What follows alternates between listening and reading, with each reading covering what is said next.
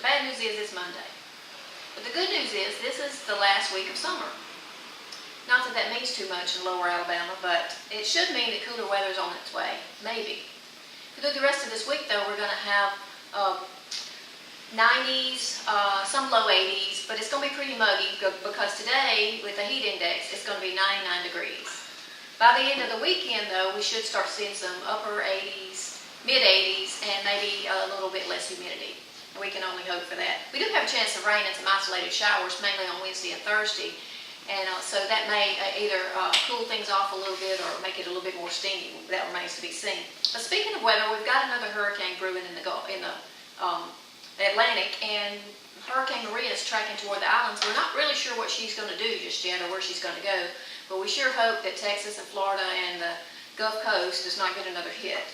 But we'll be watching that and keeping track of what she's doing. So what's going on in the news this week? Well, locally, we've had a lot going on. There's been several events going on in the county over the last several days, and we'll get to that in a few minutes with some video clips of those events.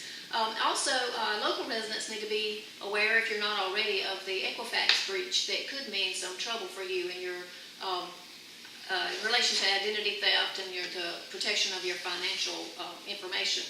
There have been local residents who have been impacted by this already, or those who have been told they may have been impacted by the breach, and personally I'm one of them.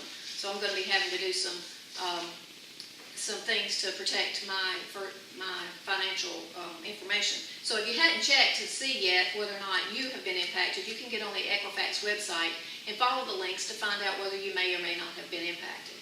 So I urge you all to do that. Also in the news, the state has a new superintendent of education.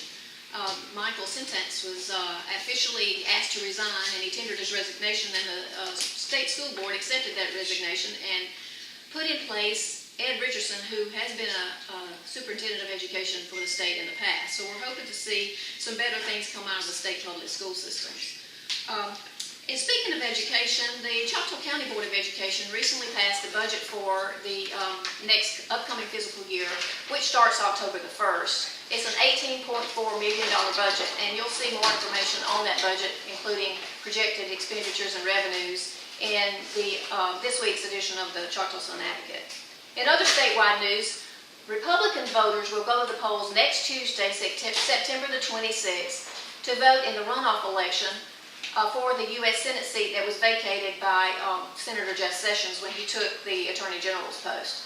Now this runoff election is only for Republican voters.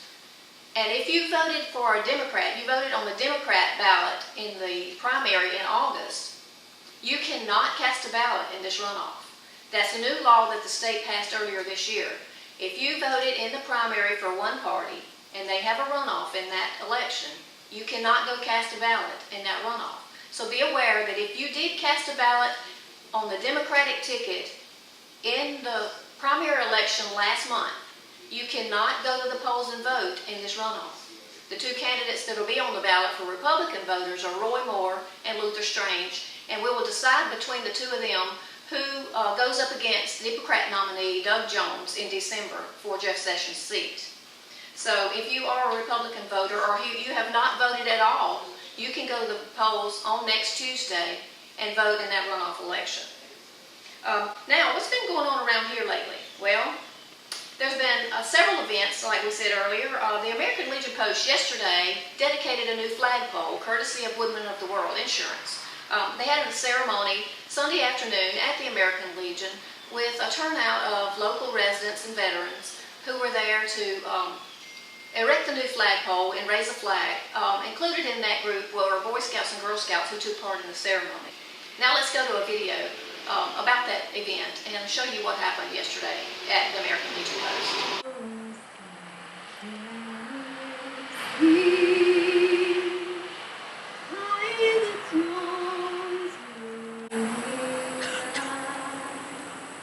What so proudly we hailed at the twilight's last gleam, whose broad stripes bright stars through the perilous. We can in support of this here today. So from Woodman Life and all the members of Choctaw County Woodman Life, we're different. We're not a company owned. The members own the company, and so that's how we're able to give the funds back into our community and into Choctaw County. We look forward to many more opportunities. Thank you, all you veterans from Woodman Life.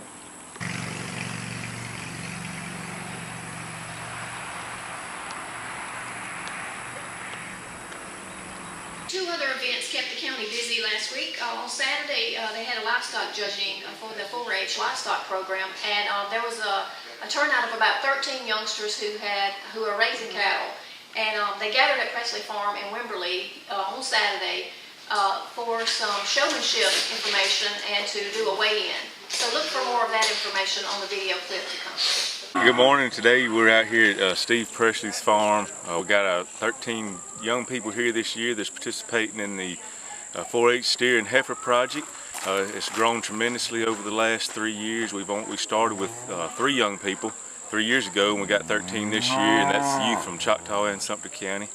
The main goal of this project is for these young people to, more importantly, learn about agriculture and what it takes to put food on the table. Learn about animal husbandry, feeding the animals, caring for the animals, those types of things.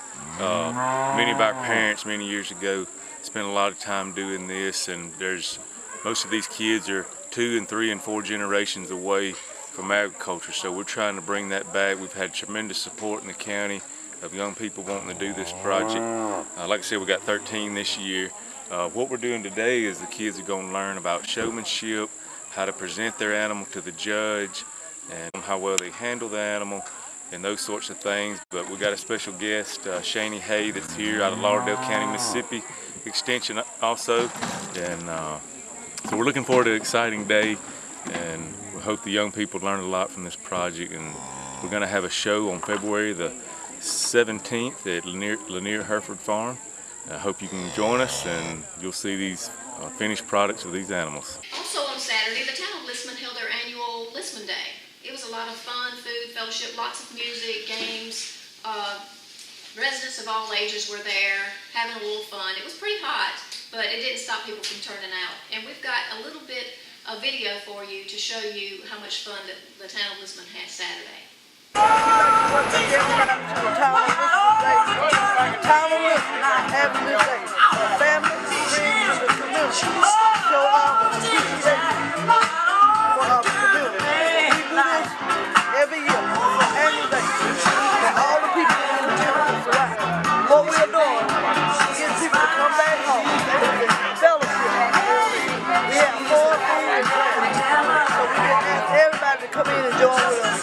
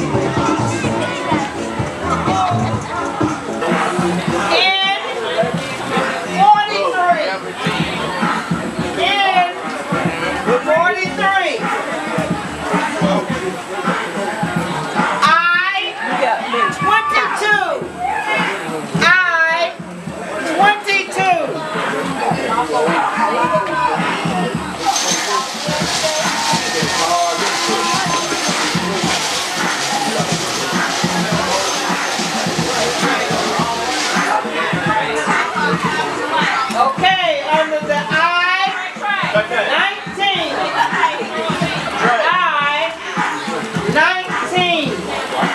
I-19. O-72. Thursday night, the Choctaw County Chamber of Commerce held its annual banquet. It was a packed house. Who turned out to hear Secretary of State John Merrill speak about some things that he's doing to change things on the state level in that office. And if you missed that, you missed a really big event. There were more people at that event than I've seen in recent years at the Chamber of Commerce banquet. You really missed a treat if you weren't there. The Neola cooking team cooked steaks for the event, and they did a really good job. So if you weren't there, you missed out on a good steak, a good meeting, and lots of time to talk with other businesses in the county. And speaking of those businesses, the Choctaw Chamber also handed out some awards to local businesses and business leaders in the county.